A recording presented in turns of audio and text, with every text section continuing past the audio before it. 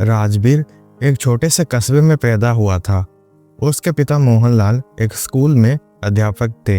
उनका स्वभाव सख्त था, लेकिन अंदर से वो बेटे के लिए समर्पित थे।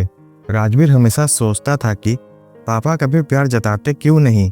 माँ तो हर बात पर गले लगा लेती है, लेकिन पापा सिर्फ डांटते हैं।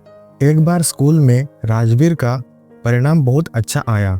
माँ ने मिठाई बनाई, लेकिन पापा ने सिर्फ कहा, अगली बार पहला स्थान चाहिए। राजवीर को लगा कि पापा कभी खुश नहीं होते। समय बीता, राजवीर पढ़ाई में अच्छा निकला। वो शहर चला गया, इंजीनियर बन गया। उसकी नौकरी लगी, फिर उसने शादी कर ली। धीरे धीरे पापा से बात कम होती गई। माँ कभी कभार फोन करती, लेकिन मोहनलाल जी कभी बात नहीं करते। राजवीर समझता था कि उन्हें उसकी जिंदगी से फर्क नहीं पड़ता।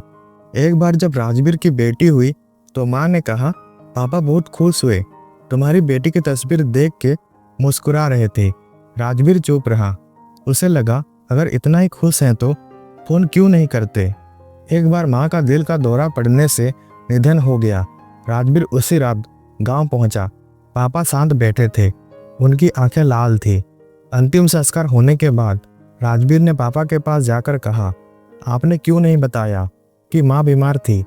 पापा ने बस एक लाइन कही, तुम व्यस्त हो बेटे, इसीलिए नहीं बताया।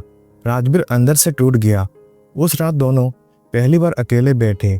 कोई बात नहीं हुई, लेकिन कमरे में एक भारी चुप्पी थी, जैसे अनकहे शब्द दीवारों से टकरा रहे हो। माँ के जाने के बाद मोहनलाल जी पूरी तरह अकेले हो गए। उन्होंने स्कूल से भी रिटायरमेंट ले लिया।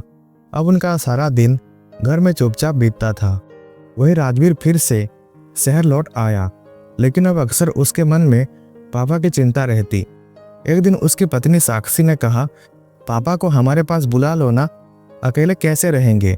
राजवीर ने हाँ तो कहा, लेकिन कभी फोन नहीं किया। एक शाम राजवीर को एक अजनबी नंबर से कॉल आया।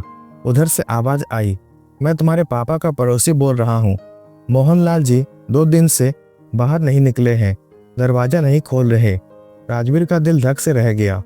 वो तुरंत गांव पहुंचा। दरवाजा जब खोला गया तो पापा फर्श पर गिरे हुए थे। डॉक्टर ने बताया, उन्हें हल्का सा स्ट्रोक आया है। ज़्यादा देर अकेले रहने से हालत बिगड़ गई है। राजवीर अस्पताल में पिता के सिरहाने बैठा था। पापा बेहोश थे। राजवीर की आंखें नम थी। पहली बार उसे एहसास हुआ कि उसने कितना कुछ नहीं कहा, कितना कुछ अधूरा रह गया। पापा, मुझे माफ़ कर दीजिए, उसने धीरे से उनके हाथ पर हाथ रखते हुए कहा। आपसे कभी गले भी नहीं लगा और हमेशा यह शिकायत रही कि आपने प्यार नहीं जताया। अचानक पापा की उंगलियां हिली, आंखें थोड़ी सी खुली।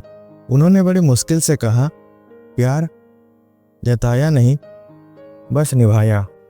अगले दिन सुबह पापा ने आंखें खोली। उन्होंने राजवीर को देखा, मुस्कुराए और बहुत हल्के स्वर में कहा, बेटा एक बार गले लगा ले। राजवीर फूट फूट कर रो पड़ा और पापा को कसकर गले लगा लिया, लेकिन वो आलिंगन ही आखिरी था। चंद मिनटों बाद पापा की सांसें थम गई। घर लौटने के बाद राजवीर को पापा की अलमारी में एक डायरी मिली। उसमें एक चिट्ठी उसके नाम थी, प्रिय बेटे राजवीर, मैं जानता हूँ कि मैंने कभी अपना प्यार शब्दों में नहीं जताया, पर हर बार जब तुम थक कर घर आते थे और मैं तुम्हारे लिए चुपचाप पानी रख देता था, वो प्यार था। जब रात भर तुम्हारे परीक्षा की चिंता में नींद नहीं आती थी, वो प्यार था। मैंने प्यार को जिम्मेदारी मान लिया। शायद इसलिए तुम्हें महसूस नहीं हुआ, पर हर पल तुम्हारे लिए जिया। अगर कभी लगे कि मैं दूर था तो समझना मैं तुम्हारे पीछे खड़ा था, बस एक कदम पीछे, ताकि तुम खुद चलना सीख सको। तुम्हारा पिता। राजवीर अब हर साल अपने पिता के बरसी पर गांव आता है। वो उस पुराने स्कूल को फिर से बना रहा है जहां पापा ने जिंदगी भर पढ़ाया। उसकी बेटी अब स्कूल में बच्चों को कहानियां सुनाती है, पापा और बेटे की वो आखिरी गले मिलने की कहानी। इस कहानी से सीख, कभी कभी प्यार शब्दों में नहीं, खामोशी में होता है। रिश्तों को समझने के लिए हमें बोलने से ज़्यादा सुनने और महसूस करने की ज़रूरत होती है।